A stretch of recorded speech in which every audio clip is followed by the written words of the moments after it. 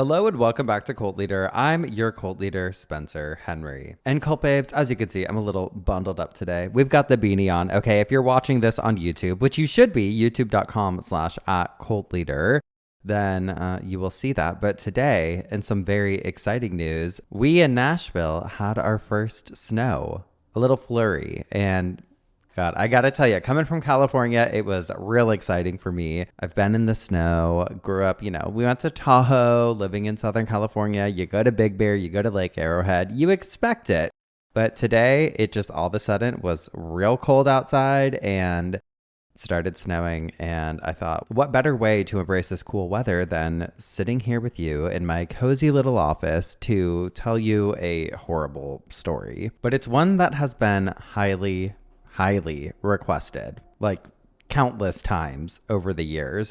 And I finally got a chance to sit down and look into it because I've been binging old reality TV lately and there's just nothing like it. So crack open your Diet Coke with me and let's get to it. I mean, really, I feel like the 2000s were peak chaos television. The best, really. Nothing was off limits. And sure, we have Bravo and the Mormon Wives now, but it's not the same. Back in the early aughts, before self-produced YouTube channels and juicy TikTok tell-alls, part 50 of How Did I Marry This Person? And everyone's famous now, right? But this was like when there were regular people and entire families would just go on primetime national television and air out all their messy business for the world to see.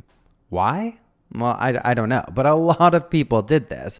It was like the golden age of messy, and I love catching old clips of My Super Sweet 16 or John and Kate Plus 8, even Intervention, like I'm Walking on Sunshine. You remember that one? Oh my God. I remember I got out of rehab and I just binged Intervention. But was it good? Was it bad? I don't know. It was helpful. I was like, hey, don't want to fucking go there.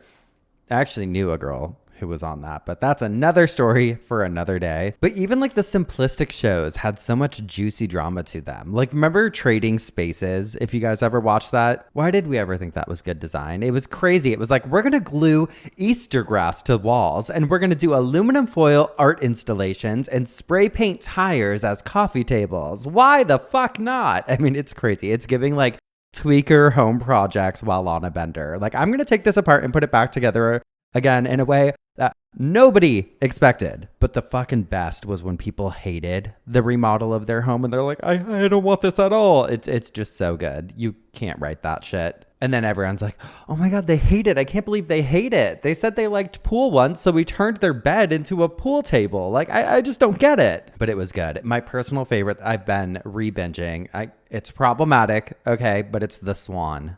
The fucking Swan. Remember that show? Where they would literally rebuild people's faces and bodies, and then they would call it life-changing self-improvement. And the before interviews were always very heartbreaking stories about being ugly or whatever, and then they'd come back weeks later completely unrecognizable. We're talking new teeth, okay? We're talking big old veneers, small little nose, just knew everything, and their lives were fixed. Like, yay! And then they would do this big reveal of the person's new self in front of all the judges, and they'd like go in front of this big mirror and they'd be like, are you ready to see yourself? And they'd drop the curtains and they'd be like, I'm beautiful now. I don't even look like me. And all the people are just standing there smiling like, I know, isn't it great? You're finally pretty. It's just crazy. Madison and I, especially right before I moved, she came over like every night and we were just binging The Swan. And we even remade our own little clips, which I'll have to share one day. It's such like a wild concept to think about because it's just something that would never happen now, because now we encourage, right, like embrace your beauty, embrace yourself, which is great and all that, but I'm sorry, it's the problematic millennial side of me. I loved seeing people go on TV and then become just crazy looking, and half the time they looked older. Like, a lot of times they looked worse after all the plastic surgery. And I've told you guys this before, I love when people look real. And actually, the champ and I, his sister was in town this past weekend, and we were watching Drop Dead Fred last night, just like a throwback movie. And we were talking about like, oh my God, it's so weird to see everyone, like, you have kind of more like quote unquote average looking people, or people with like their real teeth, their real hair, or like the hot guys in movies in the 80s and 90s were they weren't like always these super buff, chiseled dudes with perfect teeth and perfect hair. Like people looked, I guess, like people, but they just don't anymore. And there was also, what was that other show? Where it was like another home improvement show where they said, move that bus with that guy Ty on it. And what was his name? Like Ty Pennington or something. And they would find these families that had dealt with some horrible trauma, like a child with cancer or something. And then they would go in and they would completely redo these people's houses, which we should actually dedicate a full episode to, because I think a lot of the houses like fell apart afterwards or put people in enormous amounts of debt because they couldn't afford all the new accoutrements to their property. It was just fucking messy. But it was like the last time that reality TV was actually good, because reality TV has always been scripted in the sense that there's a show flow, right? There's producers that are making stuff happen. But now I feel like people just know what to do. It's like American Idol. Remember how good it was when people would go up and do the cringiest or craziest audition or like fight with the judges? But it brought out a lot of characters. And then people like William Hung, right? Like that was fucking huge. And he was kind of one of the first memes, I feel like. But then people saw that and then they just try and emulate it. So it's hard to know, like, okay, is this person actually unhinged, or are they just being unhinged so that they can be a part of television? I don't know. And the same thing happens with TikTok. You have like your Ash Trevinos or these people who are just such characters. And I don't know. I love, personally, if I'm on TikTok, I love when I see videos of people that are like, wake up with me, or like get ready with me to open the gas station for the day. And then you just see them going to work at the gas station. Like, I like to see people live their real lives, because that gives you a little, it gives you, it itches that scratch a little bit of just authenticity, I guess. But yeah, it's a different world we're living in. But one of my personal favorite television shows from that era, we're going to talk about, but we got to talk about my other favorite, because it is Cheaters. It was so messy. Cheaters and Blind Date. Blind Date was actually so good too. But do you remember when the host of Cheaters got stabbed? I don't know if I've told this story before. So back in 2003, Cheaters had this wild episode where a woman called the show completely convinced that her boyfriend, Mitchell, was stepping out on her with somebody else. So the crew did their usual sting operation, investigation, the whole spying and tailing thing to gather grainy, zoomed in surveillance footage, the dramatic voiceovers narrating what is going on, all of it. After days of trailing the person, they eventually tracked the cheater guy, Mitchell, down to a marina where he was having a cozy little romantic boat date with another woman, okay? A harlot. It was the perfect setup for domestic disaster. Well, Joey Greco, who had just taken over as the new host of the show, stormed the dock with a full camera crew, mic pack, security. It was like this whole fucking production. And he cornered Mitchell on the boat, doing the classic cheaters confrontation thing like, why are you cheating on her, man? Why did you do this? And the girlfriend starts screaming and the alleged mistress starts panicking. The security guards are trying to fucking wedge themselves between everyone, right? And it was already peak messy reality TV. Like, the crowd was already going wild, okay? They were roaring. They were over the moon. And then suddenly everything went completely sideways when Mitchell, the cheater, lunged at Joey and supposedly stabbed him. And then the camera cuts and angles were whipping around all over the place. It's complete chaos. People are yelling and screaming. Joey, the host, collapses on the floor. He's like looking at his stomach, and blood, or what looked like it, was spreading across his shirt. I mean, it was absolute mayhem. Mitchell, the cheater, got cuffed by cops, and then Joey was laid out looking like he was dead or dying. Ambulance sirens are blaring. I mean, the whole thing played out like a fucking soap opera scene. For years, everyone thought this was real. Like, holy shit, you remember when that dude literally stabbed the host on national TV? But over a decade later, Inside Edition, you guys know Inside Edition, they dropped a bombshell report saying it was all faked. Turns out the mistress was actually an actress named Cassandra Terrazas, who claimed that she got paid $350 for the gig. The ambulance rented, the police extras. Even the location, like the dock where they filmed that episode, was owned by one of the show's producers. There wasn't even a record of an arrest or a hospital visit. The entire thing was staged and we all fell for it. Joey and the Cheaters team never really owned up to it either. When they were asked about it later on, they just kind of dodged the question and never said that it was fake, but never proved it was real either, which should have been easy to do. The show's executive producer, Bobby Goldstein, just gave kind of a smug quote like, "If it was all poppycock, it sure did good in the ratings." And he wasn't wrong. It absolutely worked. It was legendary, that episode. It's part of reality TV lore. Whether people believed it or not, it's still one of the most talked about moments in trash TV history. I literally opened this with, "Oh my God, remember when the host got stabbed?" And you probably said, "Oh my God, yes." But aside from Cheaters, aside from Blind Date, we love it all. My most beloved show is probably Wife Swap. If you Google it today, I don't know what you'll get. You hear the title and you think, what is this? A show about suburban swingers? Well, there was actually a swinger couple on once, and they're a hit on TikTok now, just like those Mormon wives. But no, it's not about swingers. It was so much better. It was marketed like wholesome family programming, but really it was this wild look into people's lives, very documentary-like. It was like watching a social experiment unfold in real time. They'd take two completely opposite families and swap the moms for an entire week, and it was pure culture shock for these families. They tried to find people that were living very different lives. The kids are crying, dads are breaking down, moms are judging each other's lifestyles. It's full-on emotional chaos all around.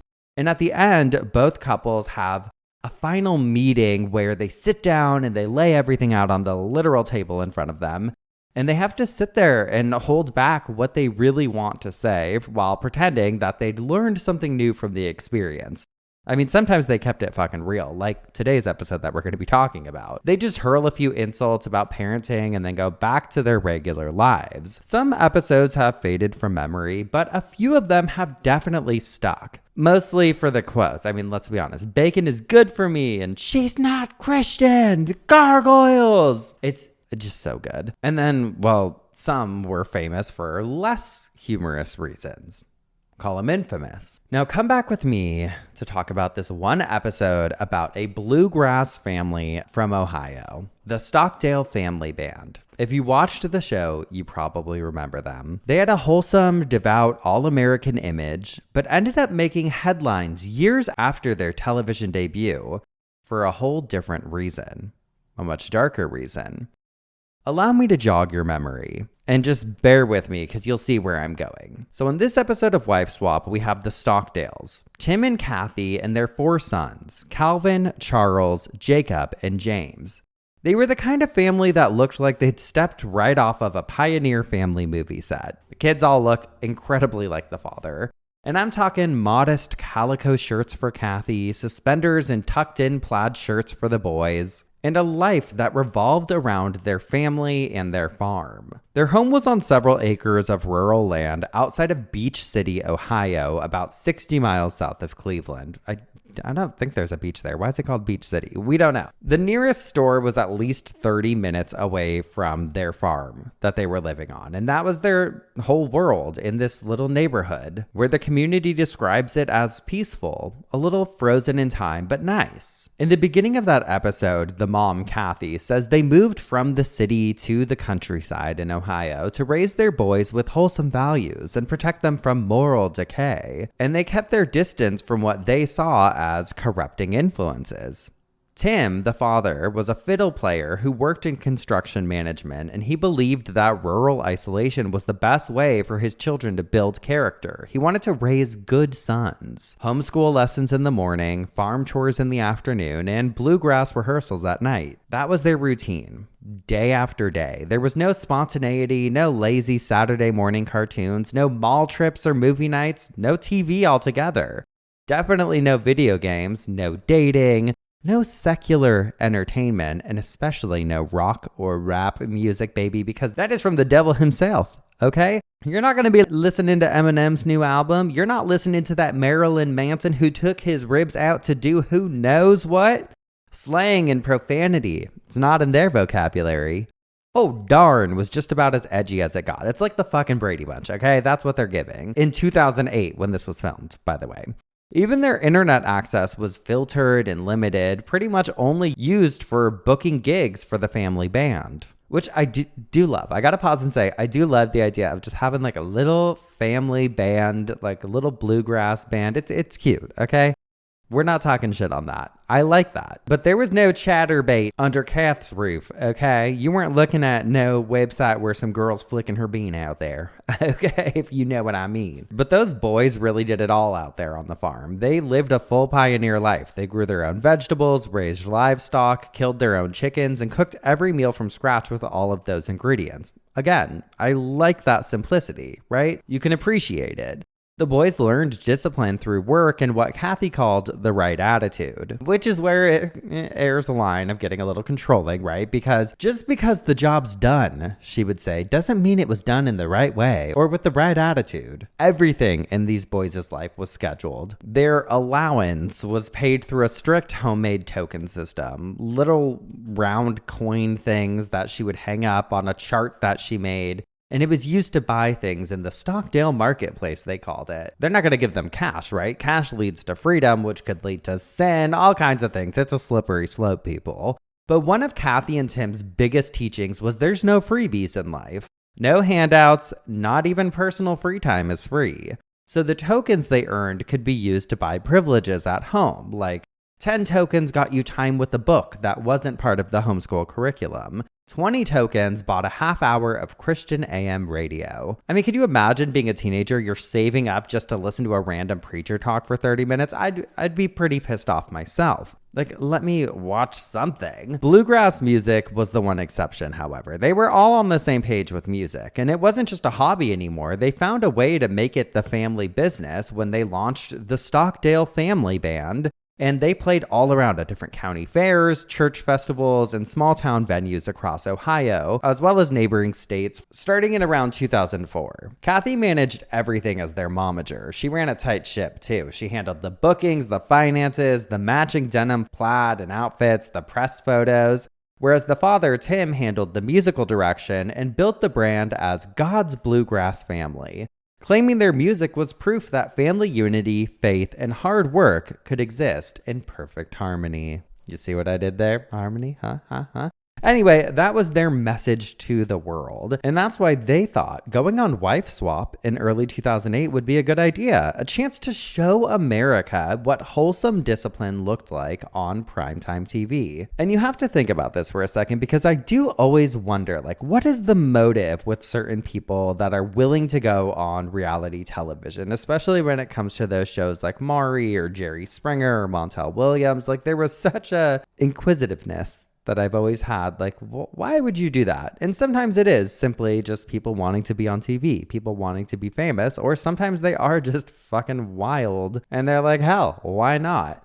But then there's people like this. They're like, hey, this is a great way for me to showcase my family's bluegrass band or my family's morals that I think are superior to others, and we should showcase that you can still be a good classic American family. And what better way for God's Bluegrass Family to reach 5 million new potential fans? I think there was multiple reasons they went on the show. Their episode aired on ABC on April 23rd of 2008, and it was a good one. I just watched it again, literally before filming this.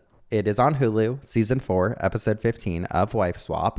And it's titled Tonkovic/Stockdale. It's the last names of the people if you want to look it up. You probably will want to watch it after this. In this episode, Kathy Stockdale, the mom, swapped lives with another woman named Lori Tonkovic from Chicago Heights, Illinois. And you couldn't have picked two different families if you tried, at least as far as the moms go. Lori was one of those chill, fun moms, you know, like if you're gonna do it, just do it at home type. But even if you go out, no curfew, no stress, just have fun. Her house was loud, it was messy, but full of friends, music, and laughter. She let her husband smoke inside, let her kids' partners live in the house rent-free, and she let the dishes pile up with zero guilt. Her son, T. Vic, was a rapper. I think his name was Timothy, and her daughter, Megan, wanted to be a centerfold model. And Lori's like, you know what? Hell yeah, have fun, be yourself. The Tonkovics were for everything that the Stockdales were strictly against. I mean, this episode is bound to go sideways, right? They knew that. The producers had to know that. That's why they put them together. It makes great television. For example, before leaving her family, Kathy told her sons, "Remember your principles." And Lori gave her kids tight hugs and told them, "Have fun." It clearly sets the tone for the rest of the episode. When Lori Tonkovic arrived at the Stockdales' farmhouse in the middle of nowhere, she was instantly stunned. No TV, no video games, no music. Except bluegrass, no dating, no fun. She couldn't believe that every minute of these boys' day was scheduled around chores and Bible lessons and bluegrass harmonies. She literally started crying about how isolated and restrained the boys seemed, and about how their system seemed like slavery. Her first move as the new mom was to relax the rules a little bit. She wanted to let the boys have a taste of freedom for a while. But even the mention, the thought of freedom terrified them. When Lori suggested something as innocent as watching TV or talking to girls, they panicked.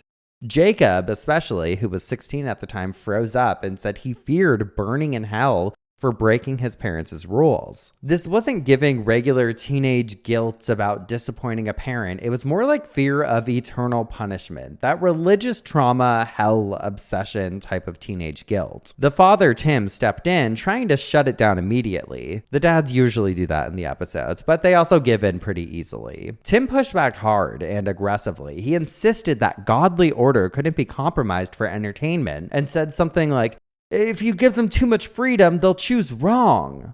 Well, then you don't trust your parenting skills, Tim. But Wife Swap has its own rules. They signed a contract. So Lori held her ground, kept her steady, and convinced the Stockdale boys to go on a harmless outing with a few local gals. It was all filmed at a small diner near Beach City. Old-fashioned and innocent, but fun. Burgers, milkshakes, polite laughter, good conversation. It was cute. Nothing God could have any reason to frown on, right? But you could see the confusion on their faces, like curiosity and guilt all tangled together. Honestly, you can tell they had fun. Nervous, innocent fun, but still fun. And she also let them play video games and other things that Kathy would have just never allowed. In one segment of the show, she had them break their nothing but bluegrass rule and told them to write their own rap song. Kathy's most banned genre. But Mom's out of town, back in Illinois, where she was horrified. Lori's world of late night partying, swearing, and sexual openness felt like she was in the middle of a total moral war zone. She went off on the Tonkovics for their lack of discipline, told them that they were in danger, basically warning them that sin always demands a price. Lori's husband, John, basically just smirked like, whatever. But once she started criticizing his parenting, he lost it. He lit a cig, he stormed out on her, and he cried. And his kids also came to his defense, like, no, he's a really good dad. But that's how Wife Swap does what it always does best. It turns up the heat until the family values boil over and everyone hits their limit. And sure, as I mentioned, parts of the show were clearly manufactured for TV, but some things you just can't fake. The vibe, the power dynamics, the obvious fear-based control, the way the boys looked like they were constantly walking on eggshells around their parents, all of that was very much real. Anyway, the show ended with the two couples meeting at the table to tell each other what they thought of their time with the other's family. And just a few minutes into the conversation, Lori Tonkovic had to cut it short because she was ready to clock Kathy and wasn't trying to catch a charge that day. Kathy was just shaking her head and clinging to her husband, like as if she wasn't the villain character of the show. I mean, you guys should watch it. You should absolutely watch it. I won't even be offended if you pause this, watch it, and come back to this. Both families were so over the experiment by the end of it that after the show aired, the Stockdales went right back to their farm life. The spotlight didn't make them loosen up or modernize. If anything, well, the boys did get to play video games sometimes. That was the exception.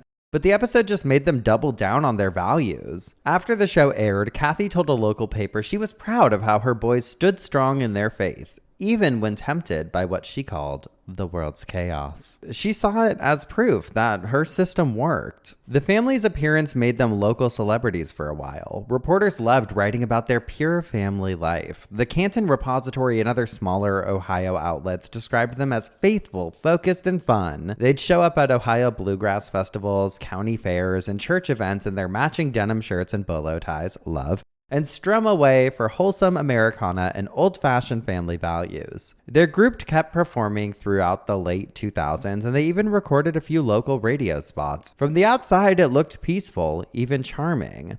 But the rules never relaxed, not even as the boys grew into men. Dating and socializing were still off limits, and the farm remained their entire world. It was like a pot ready to boil over. Every rule, every token, every punishment, every restriction turned up the brewing tension. It eerily reminds me of Ed Gein. Growing up in this devoutly religious household where they're essentially isolated from the outside world. Like in the beginning of the episode, when Tim and Kathy were talking about raising their children in rural Ohio because they wanted to raise their boys away from the outside world, it's giving cult a little bit. And I'm not saying anything negative about Christianity or any of that, okay? I don't think you need to raise your kids in a big bustling city for them to have character. There's nothing wrong with a quieter existence. Hell, I would want that for my children. I would rather have my kids growing up playing in creeks and playing outside and living that life, being able to walk to school. But the notion of your children having no world outside of their home life is culty. You cannot shelter them forever because it's bound to create some sort of diabolical reaction one way or another. And in today's story, as we did with Ed Gein, we'll see an absolute example of that. And we're going to get to that shortly. But I do want to emphasize on this point for a minute, because this is something that I've experienced a lot. A lot of people that I know that have moved to other states to raise their children or homeschool them, whatever. I don't think it's anyone's place to judge that, right? If you want to raise a faith-based family in a quieter, rural environment, hats off to you. Everyone, that's a beautiful thing about America. We all have a choice, right? For the most part. However, it's the isolating factor. Teaching your kids that everything in the world is sinful and bad. It's either going to push them towards it or it's going to just create a really toxic, fucked up environment. And on that same note, in that same vein, I am also not somebody who thinks that, it's great to just have no rules and just, kids are going to be kids. Let them do whatever they want to do. There's a balance in there somewhere, right? What the hell do I know? Don't have kids yet. Whatever. But I think most people would agree, right? There's a healthy balance of letting kids be kids and letting children be children, especially teenagers, letting them date, whatever, but also not being yeah, and feel free to come do it at my house. It's a free for all. Let me provide the alcohol. Let me do this. No. Not in my house. I just feel the need to get that out of my system because I know there are a lot of people listening to this right now who probably have chosen to move to more rural areas and have a quieter existence. Nothing wrong with it. Not judging that, but let your kids have friends, let them talk to people, and rock music isn't going to ruin their lives, okay? Anyway, as is often the case, when you overly try and shelter your kids and you try to overly parent them to the point where they're never able to have any sort of identity of their own and they just feel the constant pressure of, I need to do everything right, otherwise I'm going to hell, it's bound to explode. And for the Stockdales, that's exactly what happened on June 15th of 2017. That morning around 4:36 p.m., a 911 operator in Beach City, Ohio received a call that immediately went silent and dropped when she picked it up. But protocol said they had to check it out anyway. Could it be a butt dial? Sure. But it could be someone getting murdered. Always better safe than sorry. So the Stark County Sheriff's deputies were dispatched to the Stockdale family home on Dolphin Street, a quiet, empty street dotted with barns and silos. As they pulled into the long gravel driveway leading up to the family's farmhouse, a single gunshot suddenly rang out from inside. The cops get out of their car, they pull out their weapons, they run to the door, and they went in to look for the shooter. What they found inside was 54-year-old Kathy and her youngest son, 21-year-old James, dead from gunshot wounds. Their bodies were in separate rooms, which led them to believe they'd been shot one after the other. I'm not sure who was shot first in this occasion. 25-year-old Jacob was found lying nearby, bleeding from a self-inflicted gunshot wound to the head, barely clinging to life. It was chaos, blood all over the place. Panicked responders. The rest of the family, nowhere to be found. I don't know if it was planned or just their luck, but Tim and the older boys weren't home at the time of the shootings. Jacob was airlifted by Life Flight helicopter to Metro Health Medical Center in Cleveland, where surgeons spent hours and hours trying to save him. At one point, doctors didn't expect him to survive the night. As he was in the hospital receiving this treatment, news about the murders spread through the small Ohio community quick. And by that night, national outlets had picked up the story. Breaking: wife swap family in murder investigation. What? What do you mean? The same smiling, fiddle-playing family America had once watched on ABC now found themselves entrenched in this double homicide, attempted suicide. I mean, people couldn't believe it. The Stockdales, the same polite, private, and hardworking Stockdales, they played at the local fair. Timothy pretty immediately issued a public statement calling Kathy my beloved wife of 32 years, a wonderful mother and grandmother who loved learning, her Christian faith, and natural living.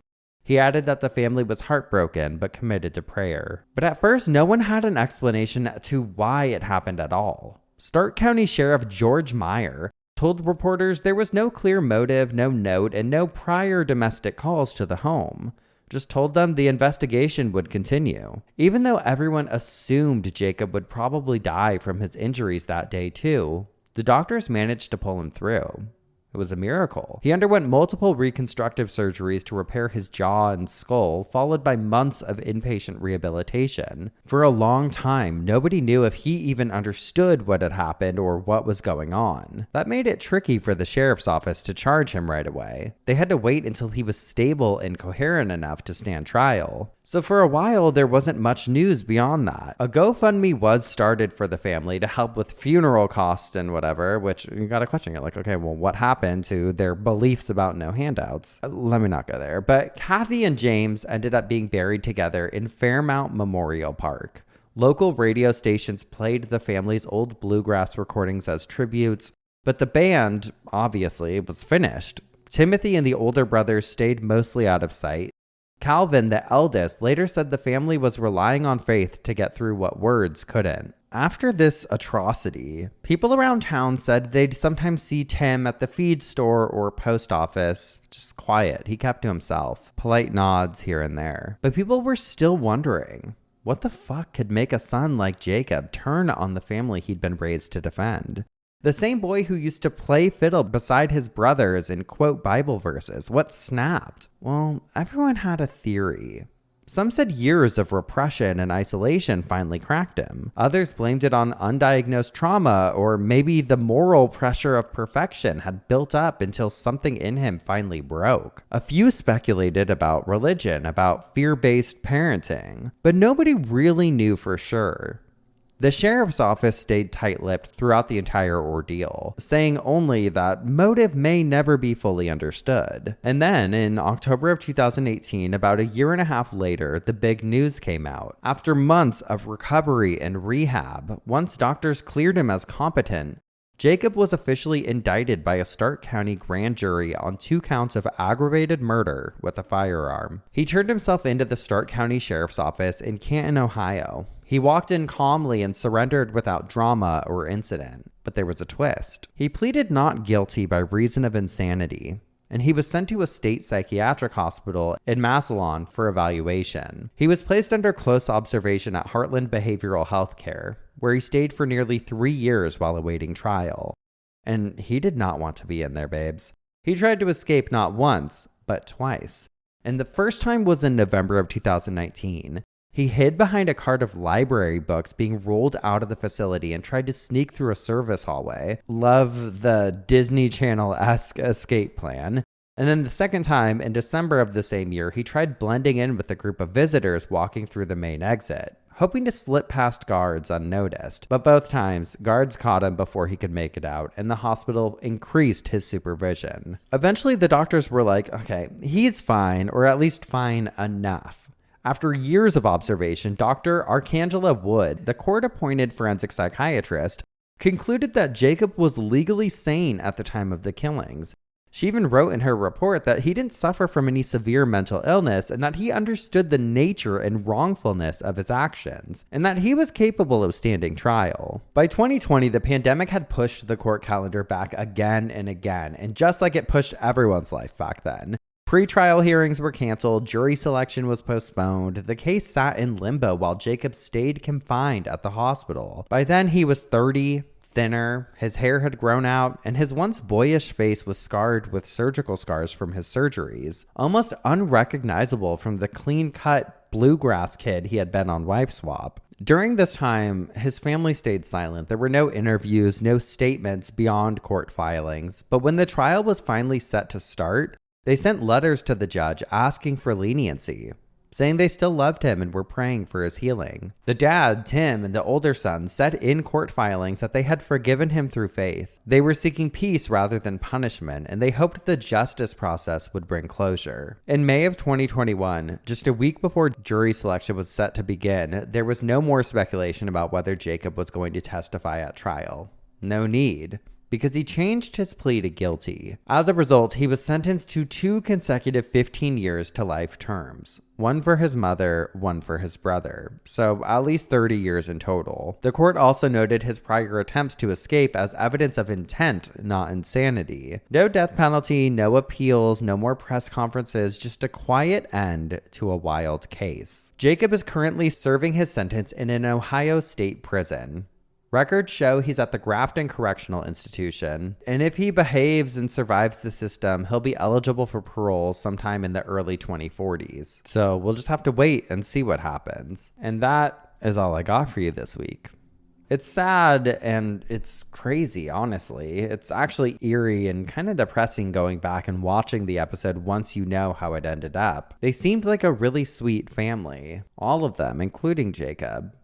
He kind of stood out in the episode. You were kind of like, I hope that one goes places. I hope he escapes this cult-like surrounding and he goes and makes it out there. And by out there, I mean in the outside world, not inside of a prison. I really wonder what Lori Tonkovic thinks about all this. Can you imagine? Like, that was the thing that kept popping up over and over again when I was researching for this episode, is because she was so like, no, you got to relax. You got to let your kids be themselves.